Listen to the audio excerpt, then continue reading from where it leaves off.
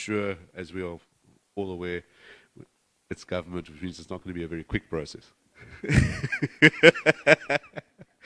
Scotty? Thank you. Hi, everybody. I'm not going behind here, otherwise you're going to have a ghost speaker. Okay. It is so exciting to be here. You have no idea. And yeah. Oh, sorry. I thought it was a cigarette.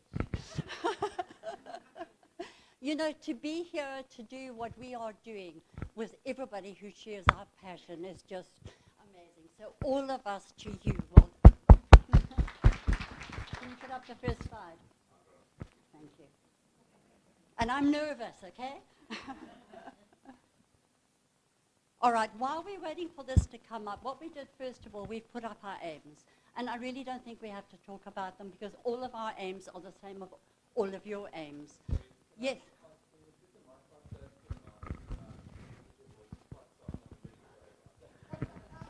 I'm not shouting at any dogs today, okay?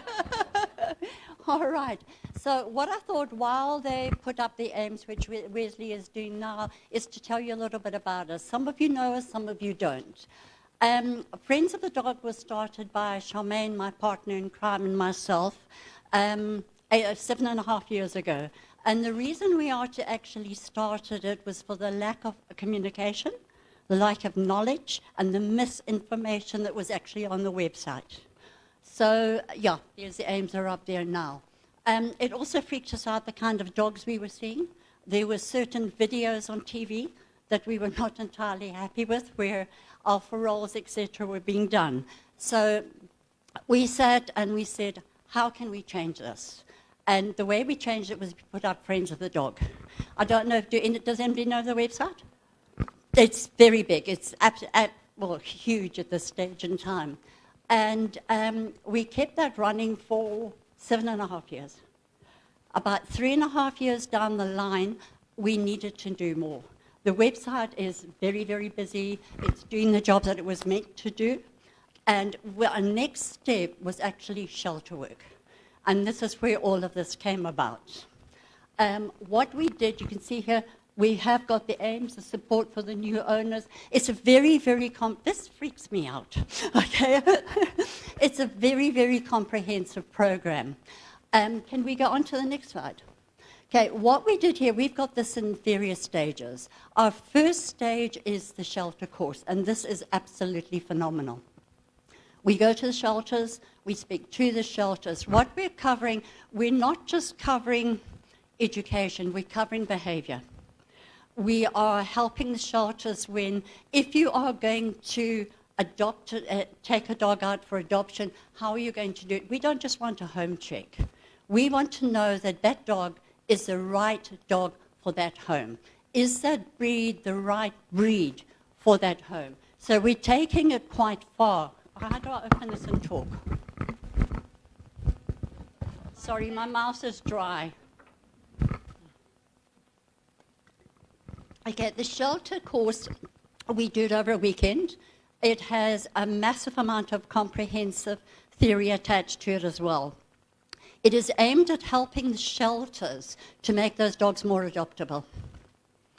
If we look at it from the point of view, and you'll see it on the next slide, if you're in a shelter and you've got 100 dogs, maybe 6 or 7 in a run, what happens when those dogs go up to meet people?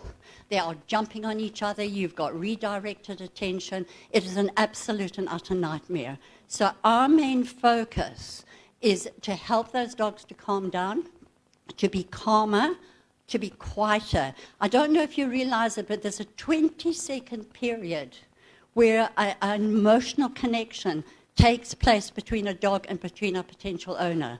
Now, if we can get those dogs to the sort of situation where they're sitting quietly at the fence, okay, they see the people, the potential adopters come up and say, oh, I love Fluffy, he looks absolutely gorgeous. The guy goes in, asks Fluffy to sit, puts a collar and lead on him, he takes him out. Nobody is bounced on, the dog walks on lead. How much more chance have we got of these dogs being adopted? It's huge. The other thing that we do there is we work a lot with the staff, and we've seen Gail's smiling, a couple of smiles here in the audience.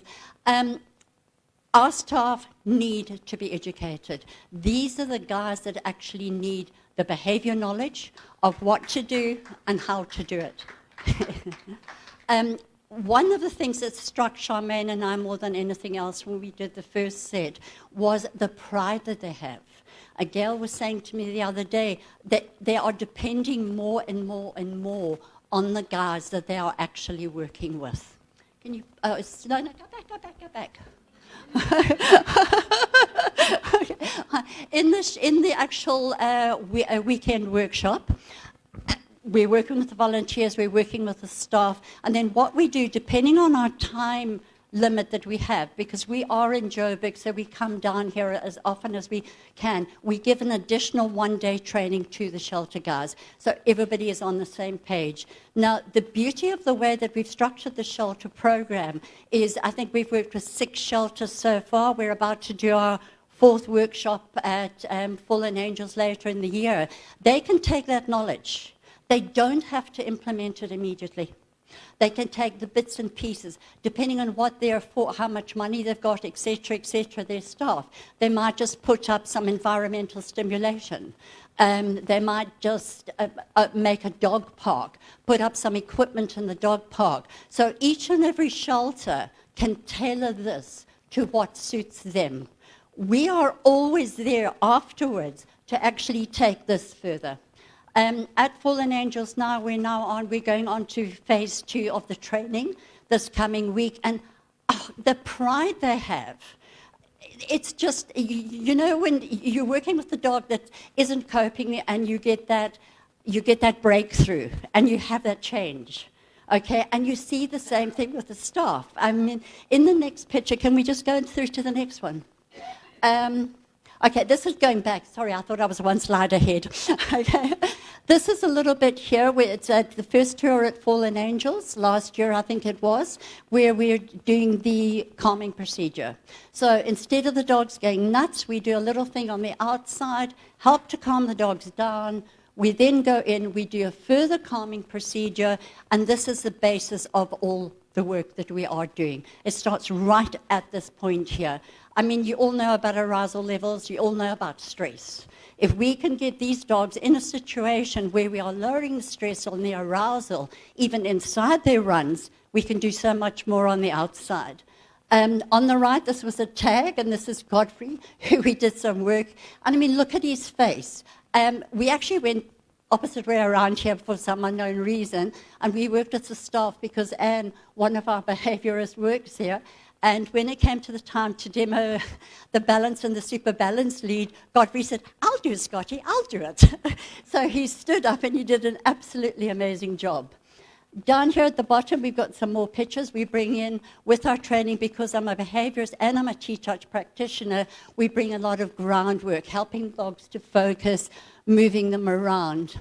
These are 3 of the dogs at Fallen Angels that were pulling quite badly, and they're a lot better. We also work like you guys do with a lot of environmental stimulation, teaching the shelters how easy it is to actually bring those in.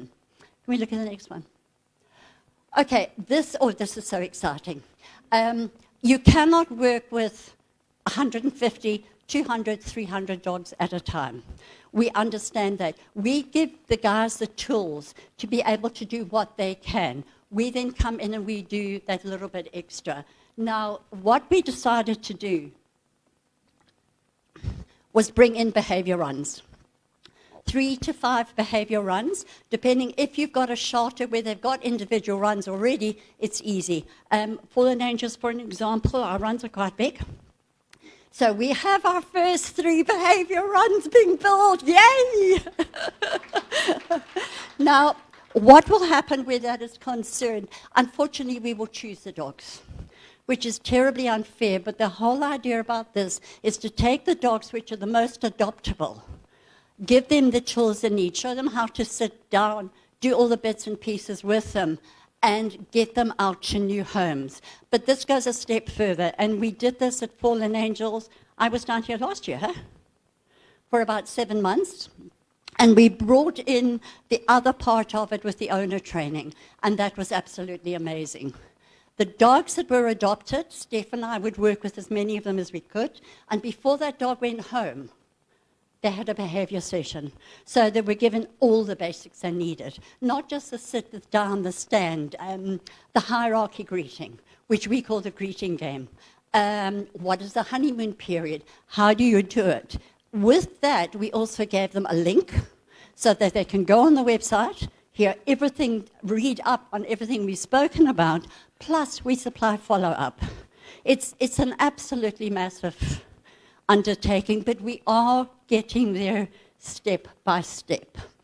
Okay, so what else have we got? Okay, the staff dealing. When we bring the... How am I for time? Am I out? Oh, okay. All right, does anybody want to know any more about this, or can you all read? Next. Okay, just to give you an example of some of the work that we do, I'm now learning to take before and after pictures. Okay, prior to that, I only took afters. Okay, so what we have up here is Danny. Danny is a Staffy Cross.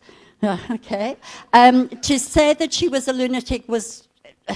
There aren't words for how Danny was. In the run, if anybody came near the run, other dogs came near her, she attacked them unless she had a ball in her mouth. If you took her out for a walk and there wasn't a ball in her mouth, she turned around, she went on the person next to her. Okay, so Joe and I and Stefano were working with her with a couple of our students, and this is after 2 days, guys. She was such a professional puller, one of the worst I've ever come across, walking beautifully. She's even smelling. We all know how important that is to a dog. We actually missed one of the pictures of her going past other dogs with no reaction. And it was a row of Staffy Crosses. I like that, Tracy. Hey. Here, the gate work was absolutely terrible. She bolted through a gate, walking beautifully up and down. Down at the bottom, we've got Godfrey and Peanuts. That's what we start with most of the dogs. That's what we end up with 15 minutes later. Listen, sometimes it takes longer, okay? But he was 15 minutes, so he was a very good example. All right, and that's Peanuts sitting beautifully. Can you move it over here as well? This is Samantha. Oh, we haven't got the nice picture of her. Never mind. Okay, this is Samantha, who was at Fallen Angels. Gail phoned me, and I was down in Cape Town, obviously, said, can I come in and help? She'd been in a kennel for 3 days. She hadn't eaten. She was seriously depressed. On day one, I worked with her. She started to look at me.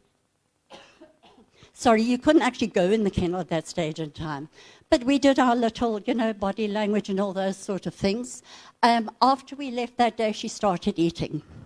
The next day, I went in with one of the T-touch techniques, slowly desensitizing her to what we call a wand, but that was a stick because I didn't have a wand, with a wrap on the end of it. She's nervous. This is not a happy dog. However, she's better than what she was up there. The following session, I was able to actually touch her, After that session, Steph and I came out and we went next door to the puppy run. And Steph said, Scotty, look. And I turned around and she had run right out of a kennel and she had come up to the fence to say hello to her. And that's, thank you, but that's not me, okay? I was part of it. The most important thing is we are teaching the people to be able to do this work. It's not rocket science. You need to know a dog's body language. Sorry. You need to know a dog's body language. You need to know how to approach fearful dogs, arousal levels and everything. So it's not hard. I know I'm nearly out. Okay. We have gone the legal route as well. When we started this, we did a lot of research. Found out what we needed to do, how we needed to do it. Nevertheless, along the way, we have refined that a lot more. Became our NPC or MPO, and we are now officially a PBO. Thank you. And guys, I think I'm out of time, but really, we would love to work with everybody. We don't restrict ourselves. The only way we restrict ourselves is an hour of the day and the amount of people we've got in training to be able to do that. So if anybody at any stage in time wants to get in touch with us, I did bring cards, okay? I'll give you a card and we'd be more than welcome. And that's me. Thank you.